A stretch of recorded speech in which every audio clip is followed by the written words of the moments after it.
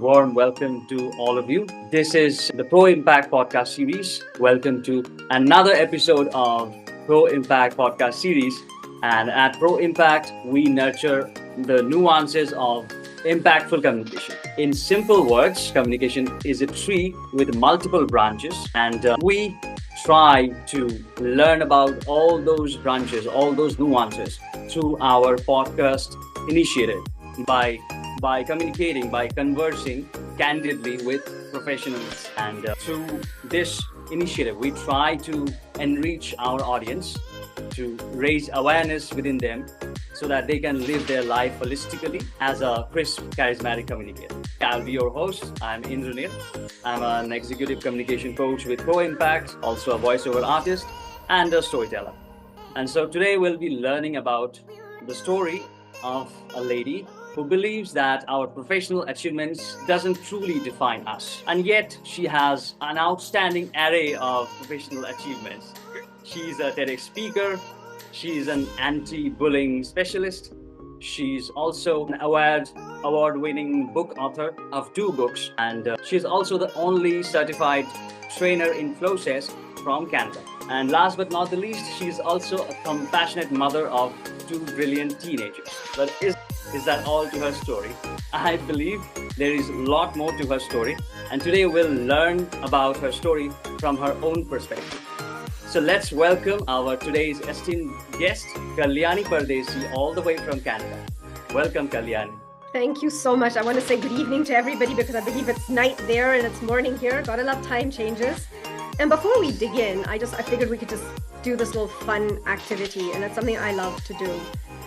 So if I had a magic wand that could give you anything you wanted in the world, but the keys is going to disappear in 30 seconds, what would you need to do or to have to be happy? And I just want to invite everyone to write that down. Just 30 seconds. What do you need to do or to have to be happy? If you want to share it in the chat, if you want to write it out for yourself, write it out for yourself. Okay, I'll write it out as well. To be happy. Yes. What would you need to do or have to be happy? This is something I want you to think about next is and I'll share this definition later on, but what is your definition of happiness? I want you to think about that. You don't need to write it down, but what's your definition for happiness, that word? What does it mean to you? Because it means different things to different people, right? So true. Exactly. So that was a quick thing I wanted to do. Please go ahead. What do you want to talk about? Yes, thank you for that quick, fun game. And I think like you pointed out, happiness means different things to different people. And that takes me to the uniqueness of human nature. Like we are all unique in our own way. And our today's theme is focused on uniqueness. So I would like you to share how you discovered your unique way of self-identity, your unique way to happiness.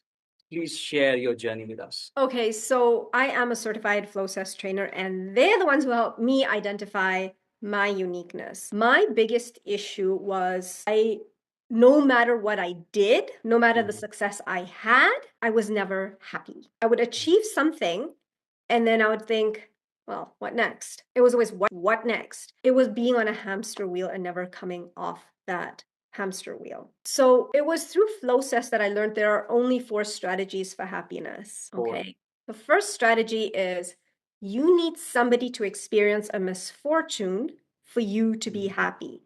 So a good example of that is you have a toxic boss, and if they get fired, you'll be happy. So you need something bad to happen to somebody to be happy. The next strategy is you don't want any tension in your life.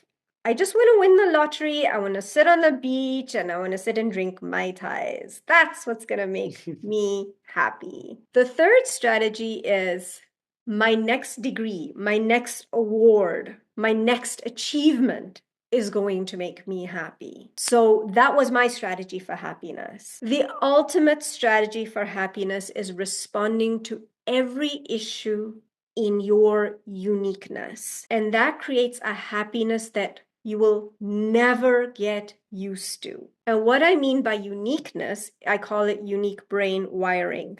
So there's a little quiz on my website that you can take to determine your unique brain wiring. What it basically means is, let's say you and I buy the same car on the same day from the same dealership. Identical cars. After a year, is your car going to look like mine? It isn't. Not at all. No. Not at all. Because the driver is different.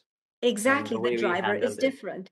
And in this analogy, the car is your brain, and you, the driver, is what you are uniquely wired to do in any situation. You're driven to do that.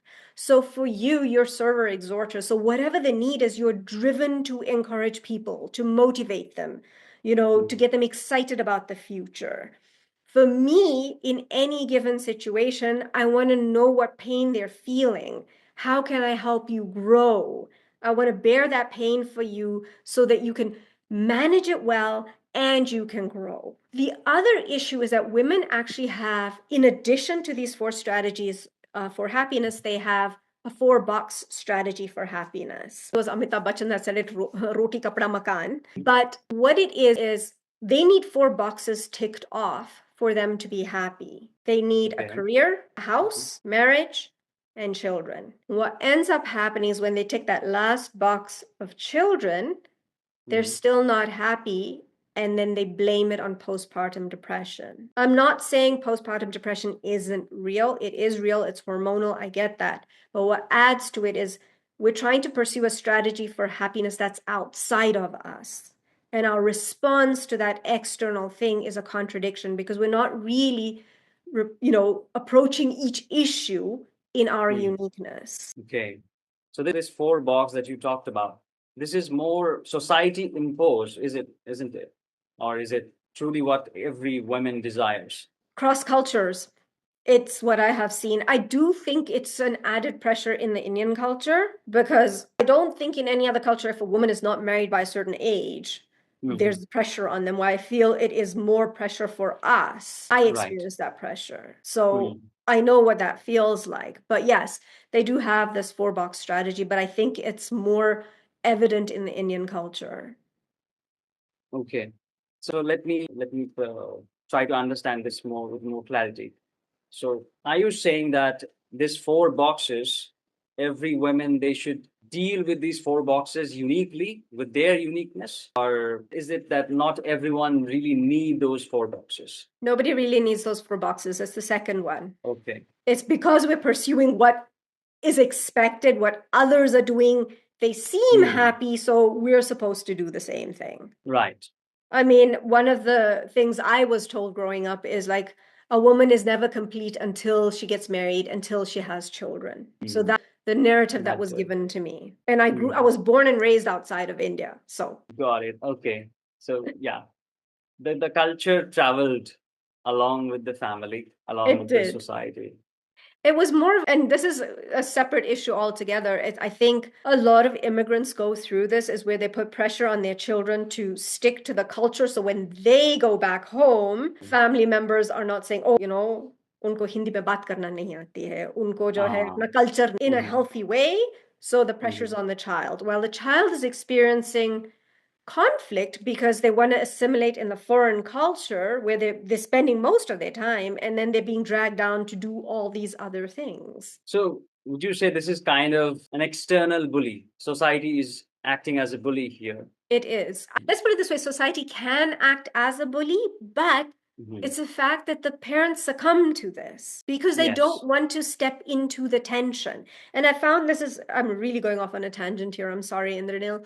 But I really do find this is very common in Indian culture is that people don't want to step into the conversation of having open communication. So that's why they have this whole thing, "Arey, ladka bigad gaya, shaadi mein problems hai, bachcha paida kar do." It's just we want to fix it. We don't want to talk about the problem. So in that same light, I feel parents should sit down with relatives in India and say, okay, fine, they don't speak the language.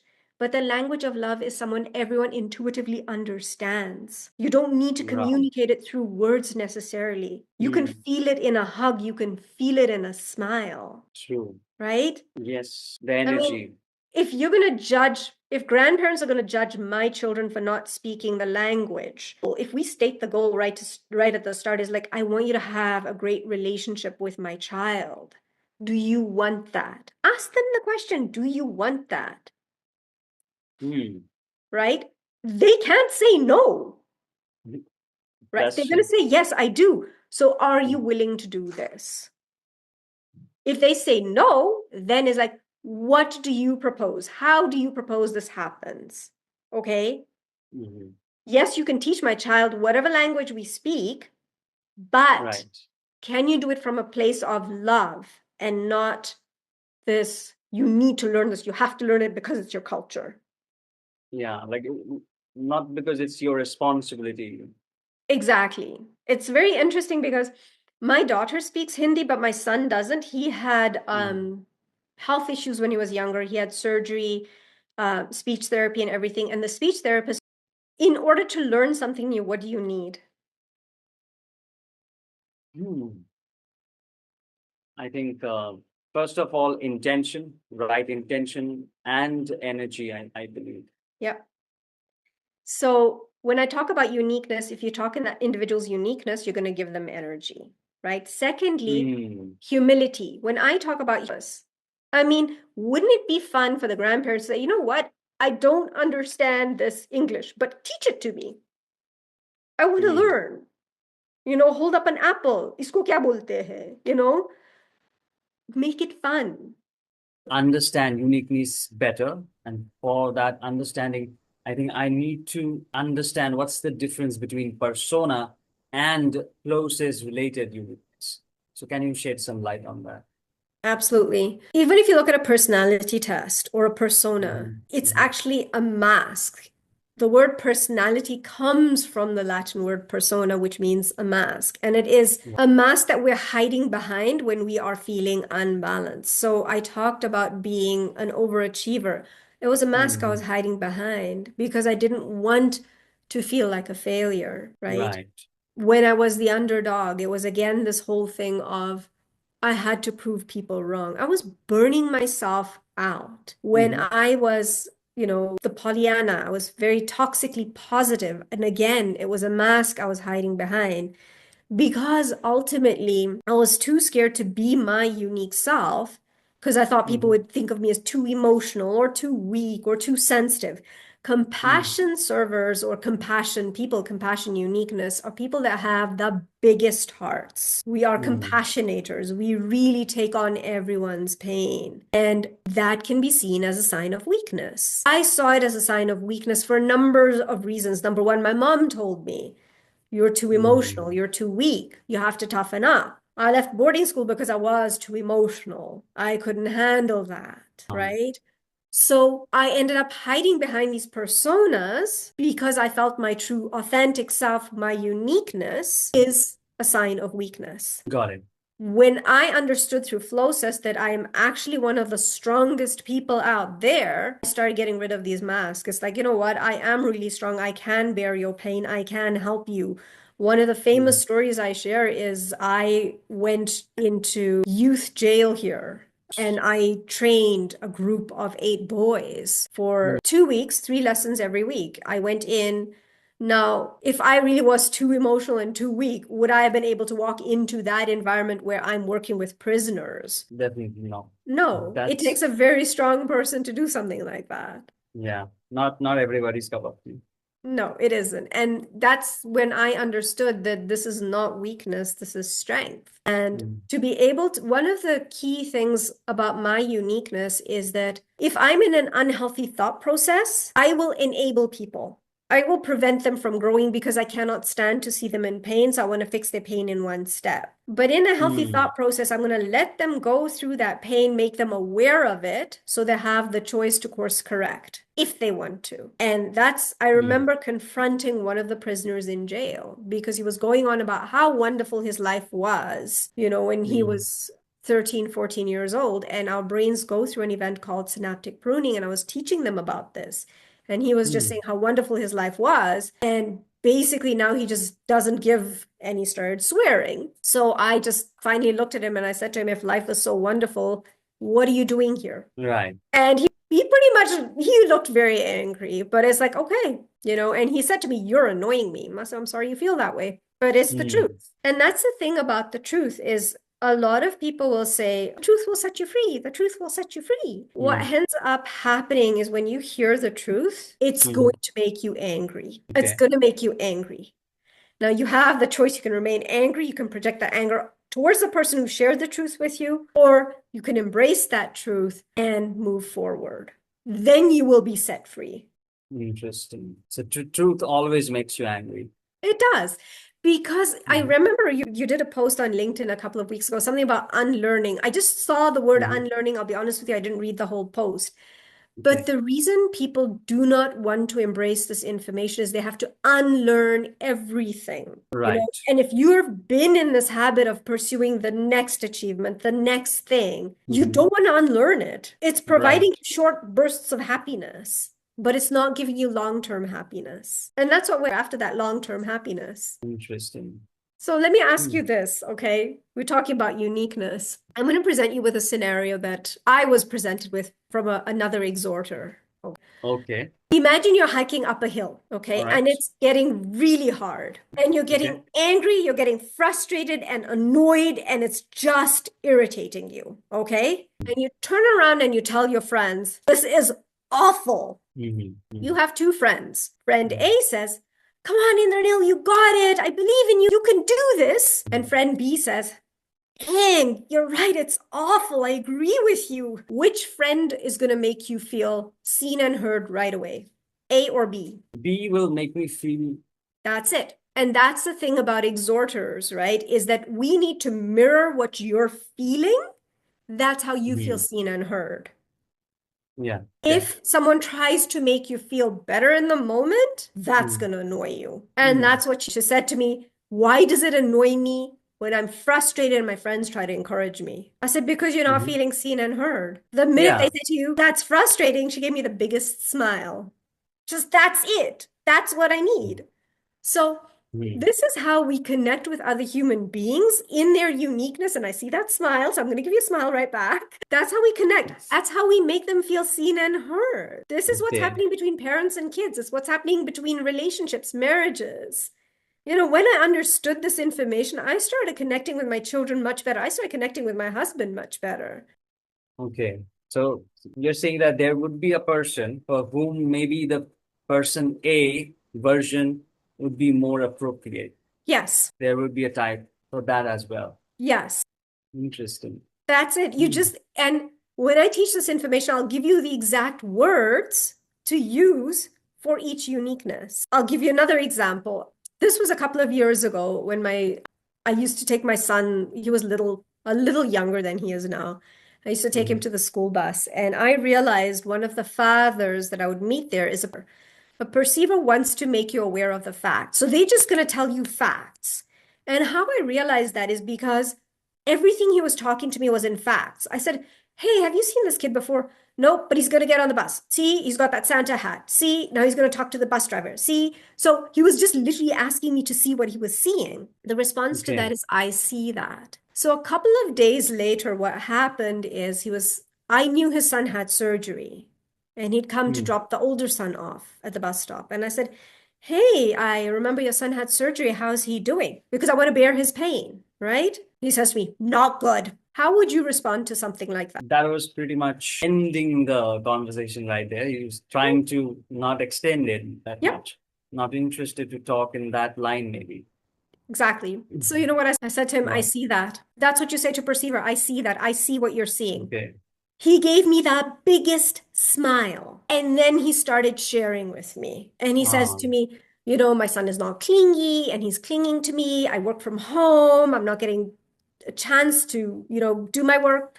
Skip, I see that. You know, what sucks. I see that. Okay. A couple of days later, he came to me and he said, I quit my job. Okay. Oh no, what happened, right? I said to him, congratulations. I see that. Okay. Again, he gave me the biggest smile. I kid you not, this guy, I only met him 3 times. The next time he saw me, he just came and he gave me the because I made him feel seen and heard. People don't talk to him. They don't approach him. And he comes up to me and he gives me a hug. I met with his wife and I told her this. And she said to me, you know, it took me 17 years to figure this out. And you did it in just 3 meetings. You know, I don't know if you've ever watched these superhero movies and ever watched and sat there and you're like, gosh, mere paas aisa kuch superpower hota.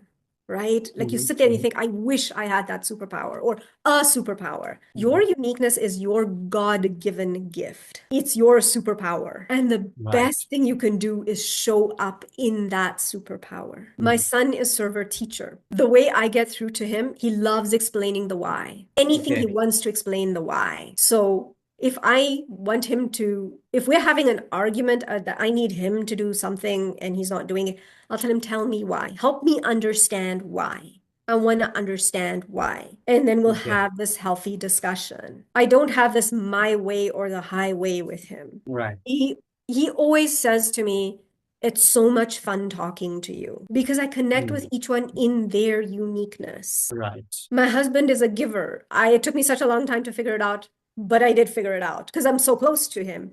So for givers, they want to give you a gift or an idea for improvement. So even if I may not agree with him, the first thing out of my mouth is not negative. So I'll say to him, okay, thank you. And this is what I think. Not but. Don't use but. And thank you. Let me see if I understand you correctly. Repeat it back to him. And this is what I think. It disarms the other person. So first they need acknowledgement and then you present your perspective. Exactly. Very interesting. This gives me two ideas. First of all, for a little more clarity, when you say that this uniqueness, once we understand our uniqueness and the uniqueness of people surrounding us, we can actually achieve long-term happiness through conversation, through interaction, right? Now, how could we really understand that this is the way to long-term happiness? Because at a particular moment, right now, we can only perceive how we feel right now. Would that feeling persist after 6 months, after 1 year, through the way we are proceeding? So how can we predict that? So I'm trying to understand how we can truly identify that this is my uniqueness and this is not just another mask that I'm wearing. This is not something that I can unlearn. So that's I'm trying to understand for a little more clarity. Okay, so one of the things I always tell people is when you have discovered your uniqueness through that quiz, practice being in that and see if you gain energy or if you're losing energy. Now, the quiz is only 85% accurate. The rest is going to be up to you testing it out. Because when we are in a regulation thought process, which is that autopilot knee-jerk reaction, we're going to act in our behavior, we're going to act like our role model adult. Now, in this context, your role model adult is the adult you saw the most between ages 2 and 8 who is of the same gender as you are. It's not someone you're aspiring to be like. So my mom is server giver. And when I'm in my autopilot thought process, I start giving ideas and they get rejected because that's not my uniqueness. And that's when I realize, okay, wait, I'm not being in my uniqueness. That's why. If I want to give an idea, I have to ask a question first. Listen, I have an idea. Would you be interested in hearing it? Okay. Right? So that's the thing is I would say keep practicing. It's going to feel uncomfortable. Okay. And the way I describe it is things sometimes have to go from bad to worse before they can get better. So an example is surgery. You're in pain, right? You have surgery, you're even in more pain, and then you get better in the long term. So the pain, and I do believe there is pain of growth and pain of suffering. And pain of growth is uncomfortable. When you decide, okay, when you decide, like when I decided, okay, I am going to be this compassion server, I am going to bear other people's pain, I am going to be vulnerable, I am going to share things about myself. It was uncomfortable because I had this online image of being someone who just has it all together. I knew what I was doing, everything. And one of the things I do want to mention about uniqueness is if you are pursuing a career that goes against your uniqueness, you're going to burn out. You are going to burn out. So one of the stories I share is I am actually by profession a chartered accountant. I never lasted in any job longer than 1 year. I was bored out of my mind. I couldn't do it. I ran an online fitness group for 2 years. I was trying to act like you. I was trying to be an exhorter. Guess what? I burnt out. You can temporarily try other uniqueness, but in the long term, you're going to burn out. Okay. So it is going to be uncomfortable living in your uniqueness. You would have to repair your thought process around it. I think I'd sent it to you in a message. I'd said that in an unhealthy thought process, you can be a busybody who's fearful of the future, right? Exactly. Yes. Exactly. In a healthy thought process, you're helping other people move forward. You're encouraging them to move forward, right? You are an advocate because you can see all aspects of an issue. I can't. I can only see where's the pain. want to fix this pain. You can see all aspects. You can also see the pain. You can perceive, you can teach. You can do all of that. You can see it. And then based on that, your exhorting action will come into play where, okay, I can encourage this person because I have taught them this information, or I can encourage this person by bearing their pain. I can encourage this person by giving them an idea. So what's the need? And then you're going to do it by encouraging it. The action is going to be encouraging, but then you're going to be using, here's an idea, I'm going to encourage you with this idea. Okay. So basically, initially when we are in our uniqueness, the initial phase can be uncomfortable. Yeah. But in the long run, it's going to be more fulfilling. It is more fulfilling. Yeah. And it doesn't necessarily have to be uncomfortable. Like for me, when I accepted I was compassion server, everything made sense to me. Like my whole life made so much sense to me. It's like, okay, now I understand why my mom would call me emotional and weak, but it's my strength. Can I see it as my strength? I can, because I will have random strangers come up to me and share their life story because they see that empathy. They feel, we energetically feel, okay, this person can hear me, or this person can, help me with this. The beauty of uniqueness is that this is the only thing you need to be good at. I want to share another quick story. Before I did my TEDx talk, I was supposed to do a rehearsal, and I was very nervous about it because it was in downtown. The city's really busy. I didn't really know my way around. My GPS threw me off the day before, so I was really nervous. What I did is I reached out to an exhorter friend of mine, and I said, hey, I'm really feeling very nervous. And right away, she's like sending me all this encouragement, right? She blew up my messenger with all these emojis, and you got this, you can do this. I didn't have to do that for myself. So we leverage each other's uniqueness. If you're having a rough time, you can reach out to me and say, hey, Kalyani, I really feel like crap. I'll say, hey, what's going on? Let's talk about it. Let me feel that pain of yours. Incidentally, exhorters and compassion people make excellent friendships because exhorters, you want me to feel what you're feeling. I want to feel what you're feeling. Okay. So that's how it works out, right? I see. The complementation here. Exactly. But if we're low self-esteem, it's exhausting over time. So my daughter is actually compassion giver. She had an exhorter friend. They got along great in the beginning, but then a couple of months down the line, she just said to me, Mom, she's exhausting me because she was not in a healthy thought process. So it was always about, I want you to feel what I'm feeling, but it's not just that. You want to get them excited about their future, not your future. Right. So as an exhorter, I'm supposed to motivate others about their future. Exactly. Right. Or just if you can feel excited about their future and you see their future and you get excited about it, you share that with them. Right. The thing about our uniqueness is we're meant to use it for the benefit of other people, to facilitate the purpose and progress of others. The minute we use it for our own benefit, that's what makes us unhappy. This actually reminds me of a statement from Gita, Bhagavad Gita. Okay. So if I make a summarizing line from Gita in just one sentence.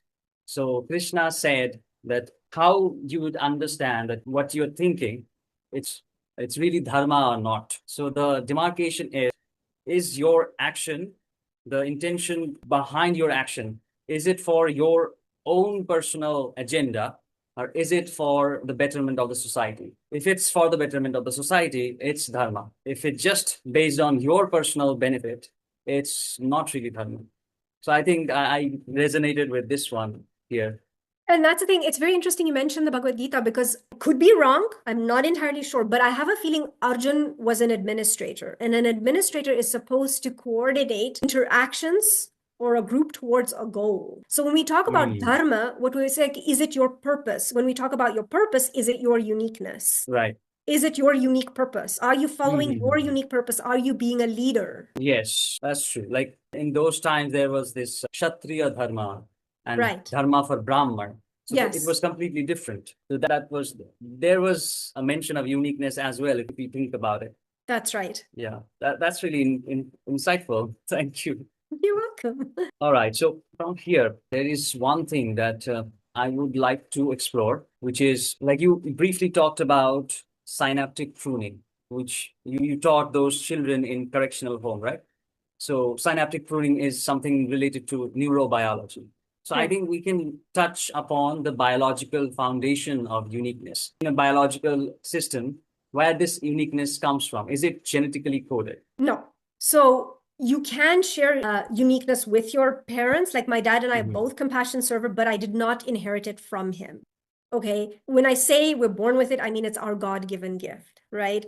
And we've been given this gift to grow it on earth, and we grow it by using it to facilitate the purpose and progress of others. Right. So in any situation, I am guided to the person that's in the most pain. In any situation, you're going to be guided to the person that needs the most encouragement. Right. You're not going to be guided to bear their pain necessarily. It's like, okay, this is what needs encouraging.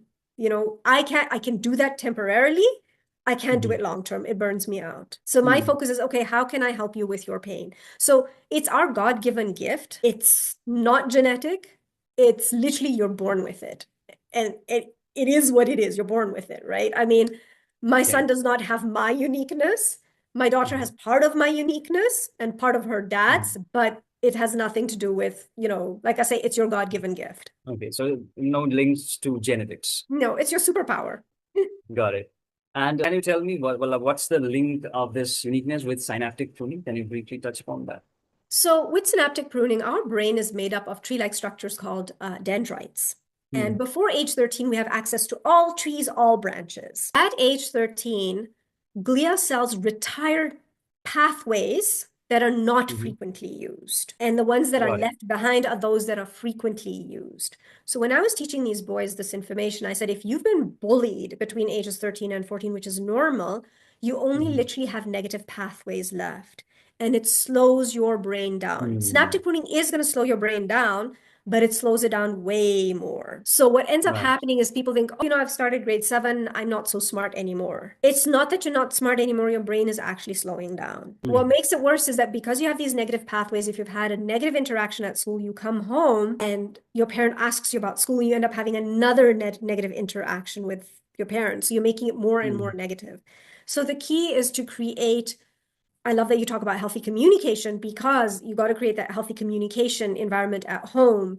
You can't control the school environment, but you can teach your children to have healthy communications. Now, my daughter's 18. She is like 800 kilometers away from me, but she calls me yesterday, said, Mom, there's this girl, she's annoying me. Can you help me write a text to her? So again, how do we communicate in a healthy way? And I said, you got to ask her questions. She's shared, she's apologized, she's asked you a question, answer a question, ask a question. So my son will also do that. It's like, I need to deal with this issue. How do I communicate? They don't go to their dad for this. They come to me for this. So they feel understood because I speak to them in their uniqueness. That's the key, right? I mean, a very simple example is my son got braces yesterday and he's in a lot of pain. And I always say to him, how can I help you feel better? Like, I want to take that pain away. How can I make you feel better? So between medication and making khichdi, whatever I can, it's like, what's going to help you? Because I want to be able to take that pain away. I can't physically take it away. How can I make you feel better instead? So again, that's showing up in my uniqueness. My husband's not going to say that to him. He's administrator giver. He's not. He'll give an idea. It's like, okay, take this medication, do this, have cold milk. So he's going to give ideas. And I'm like, okay, what can I do? I want to help you. Can I give you a hug? Yeah. Like if I listen to that when I'm in pain, like, I'll totally trust that person. Like, okay, you be here with me. I'm going to share with you. Exactly. So that's a lot of empathy. Exactly. Please. No, I was just saying, basically it is. So for me, knowing his uniqueness, it's like, if I have a headache, that's it. I get it, but can you have some empathy? And it's like, that's where communication comes in. It's like, I understand, I will take medication, but you know what? I could really use a hug right now. Can you give me a hug? So I can either get angry and say, but, I can either be more positive and say, okay, I understand your uniqueness, and the keywords for a giver is the greatest gift you can give me. And I'll say to him, you know what? The greatest gift you can give me is a hug right now. Oh, okay. Right. Okay. Once they listen to their keyword, they are more prone to do that action. Exactly. So here's the thing. Think of it as a lock, and the words is the chabi. You have the words, you have the right key, you unlock that part. And they suddenly, it's like, oh, you see me, you understand me. Beautiful. That's really beautiful. Regarding empathy, you talked about empathy. We're talking about various expressions of empathy. So my next question is related to empathy, because we are in the field of communication. We learn emotional intelligence as well when we learn communication, effective communication. Right. So in a way, we believe that everyone can learn emotional intelligence, Right. and empathy comes with emotional intelligence.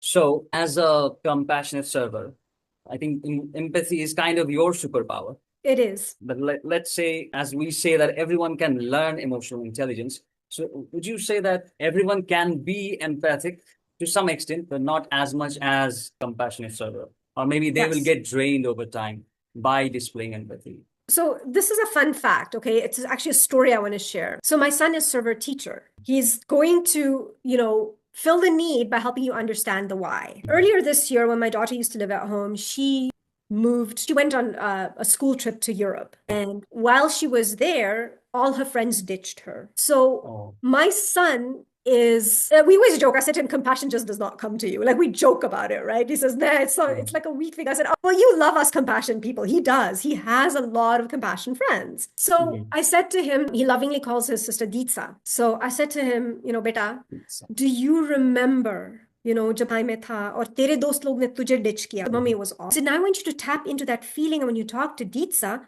you're going to tap into that feeling, and then you're going to talk to her. And he talked to her from that space of feeling that feeling in that moment and talking to her, and she felt seen and heard. So if we want to teach empathy to non-compassion people, we'll just say if someone is sharing their pain with you, imagine a similar situation, connect with the feeling. You don't have to have the same experience, but think of the feeling. What feeling an experience you had that gives you that same feeling, and then talk from that feeling experience. Okay, that makes sense. But did he also utilize his uniqueness? Like you said, he's a server teacher, right? Yeah. So his uniqueness is why he thinks in terms of whys. So did he somehow utilize that why while becoming more empathetic? He did, because I explained to him why. It's like, you know what, this is what she needs right now. Do you remember when you went through that? This is what I gave you. So the why is it's going to help her feel better. She feels very lonely. She's thousands of miles away from us. She needs to know we're on her side. So can you do this for me? Right? Can you help me with this? And that's the thing, but that's a server how, a server why. If I created the need, you're helping me, right? So bhai behan hai yaar, ladte hi rehte hain. What do you expect, right? But ultimately, the thing was, help me with the why, okay? And I'm going to help you with the why. It's my need. Mere liye kar beta. And he got it right away. That was the hard part for him as server teacher. He couldn't understand why his friends ditched him. So I said to him, ask them, what did I do wrong? So even though compassion isn't something that comes to him naturally, he's very kind. He's an extremely kind human being. Being kind and displaying kindness can be quite different. Yes. And one needs to learn that sometimes. Exactly.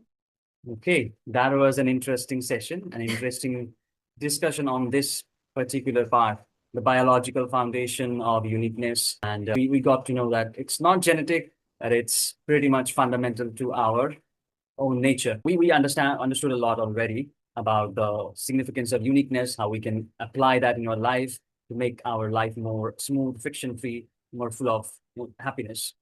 And also understood some of its biological relation, like how it's related to synaptic tuning, neurologically, how our brain wiring is related to it.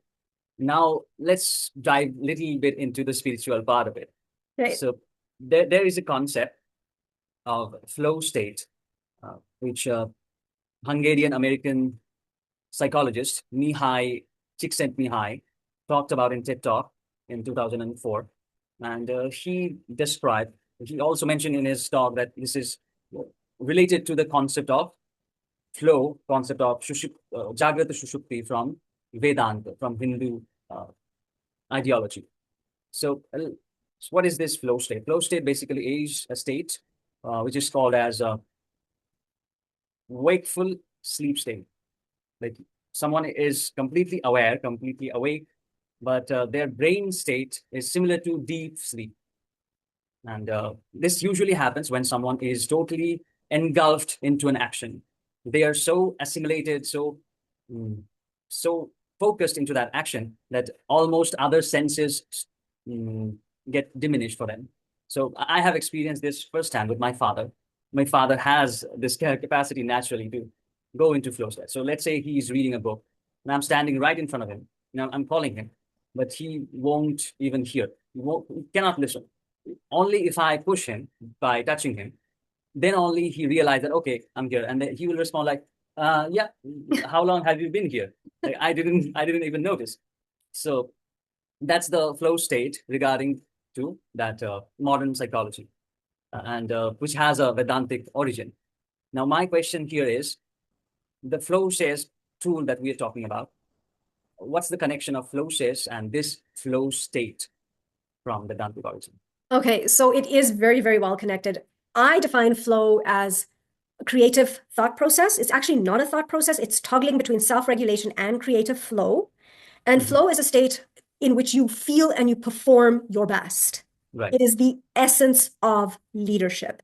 Now, at FlowCess, what we teach you is it's easier for men to get into flow than it is for women to get into flow, because the first step for getting into flow is you have to be down to one thought.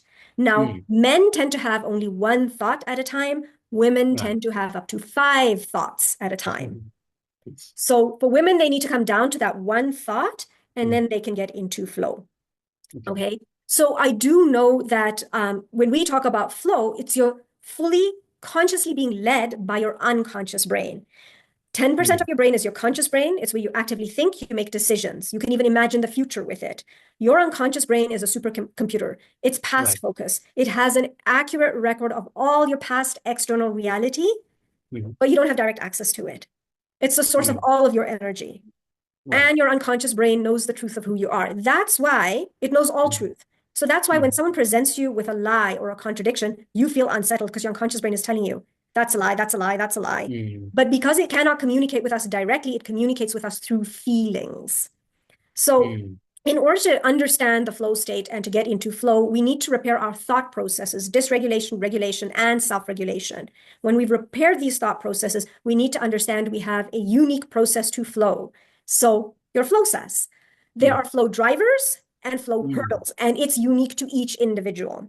So a flow hurdle is the minimum of something you require before you can even get into flow.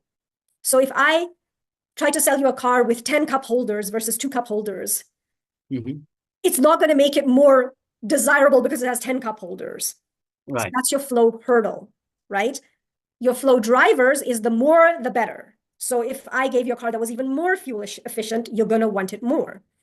So there are 3 aspects to it. There's focus, there is challenge, there's confidence. I personally, for me to get into flow, my flow hurdle, the minimum I need of is focus. So I need to remove all distractions. And then I can come down to one thought. And then once I'm in flow, as long as I keep getting more and more challenge and confidence, I can keep going. With my daughter, her flow hurdle is challenge. You need to throw her into a challenge, she'll be in flow. She's the sort of a person that if something happens, something bad happens, she is the sort of person that can stay the calmest. One of the ways she gets she gets herself into flow is she'll leave homework to the last minute. She needs the challenge. My son's flow hurdle is confidence. So he's going to keep practicing and practicing and practicing something until he's got it, and then he can get into flow. Consistency. Yes. So all of us, we're going to be different that way, right? So I'll give you an example.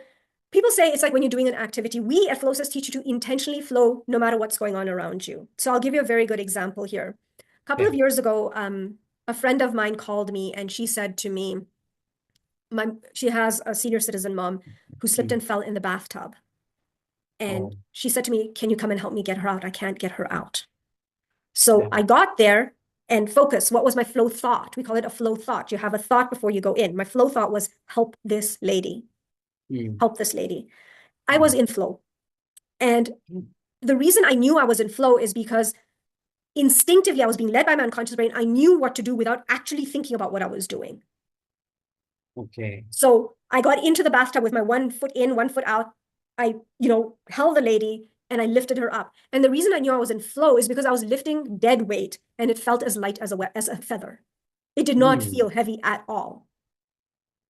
And it's like, when you're in flow, it feels like time slows down. And it literally felt like time slowed down for me. But we got her out of the bathtub, dressed in the bed, and I can't tell you how it happened. It just went so smoothly. despite my having PTSD, because many years ago, my mom slipped in the bathtub and I had to help her out. Mm. So my hands were actually physically shaking, but I was in flow because I Wow. knew my FlowCess. Mm. So you need to determine what your unique process is to get into flow. What is your flow hurdle? What are your flow drivers? Mhm. And then you do your process. So for me, before I get into flow, is I'm going to remove all distractions. So before we even sat down for this, it's like all phones are unplugged. My phone is on silent. I already have my water next to me. I'm focused only on talking to you. And the conversation is flowing. Right. But when it comes to the Vedantic bridge, I would say that, both Vedanta and flow explore deeper levels of awareness. Flow is being fully consciously led by your unconscious brain, while Vedantic states like Jagrat and Susupti describe the nature of consciousness itself. I think they complement each other beautifully. All this said, I would love to see Jason on your show. He's the expert on all of this. So I'm just throwing that out there. Sure. I would love to have him as well, so that we can do another session more focused on that spiritual tangent of things. So that can be really interesting. And the things that you shared, that was really an interesting story.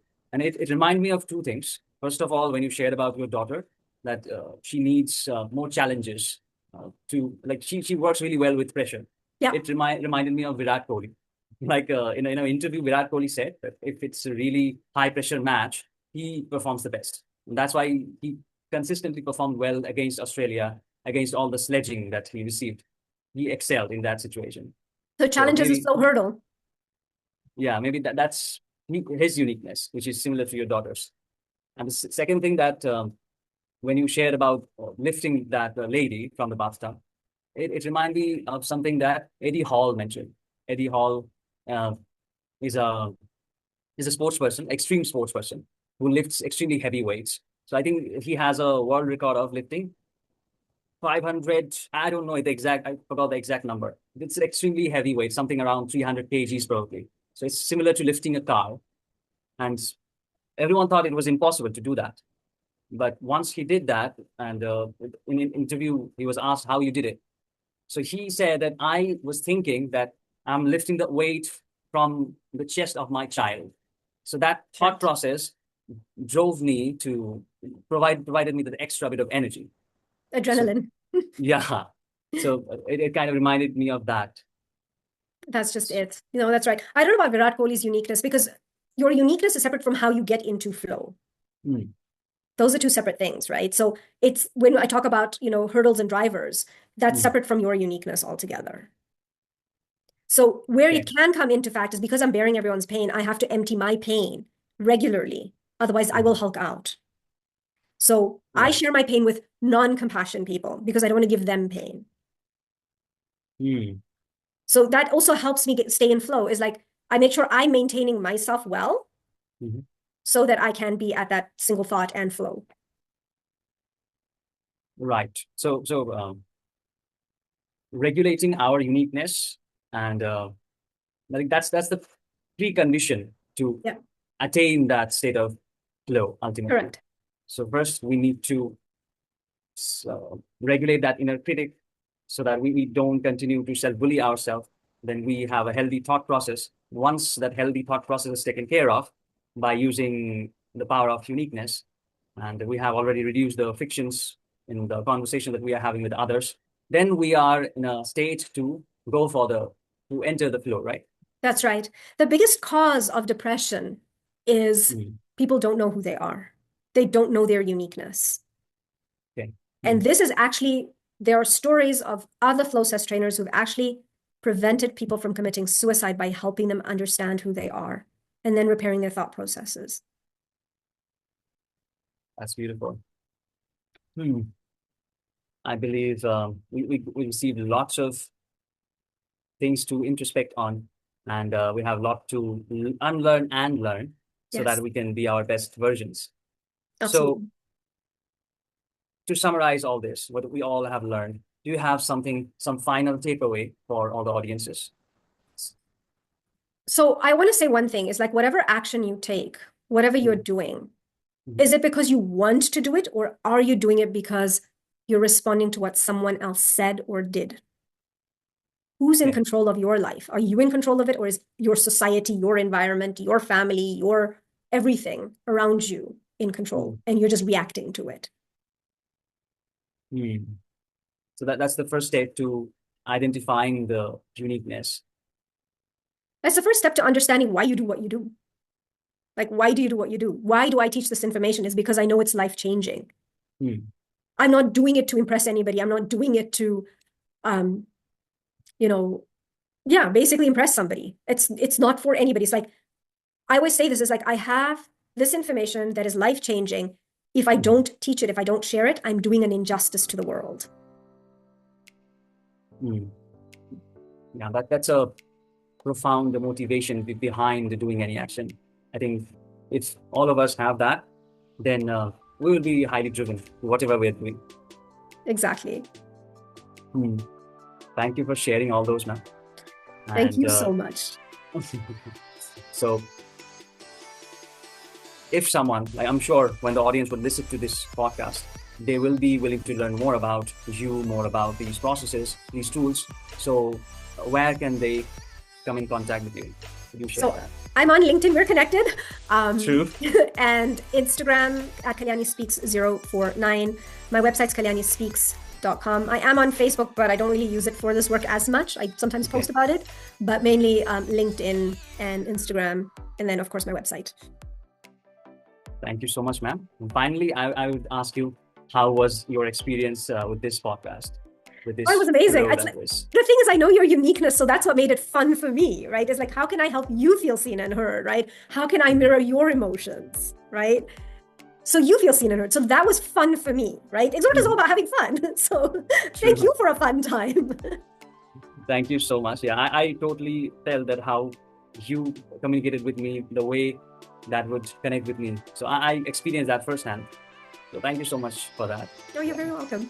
You're very, very welcome. And thank you so much for having me on your show. I had so much fun. Thank you. Thanks a lot.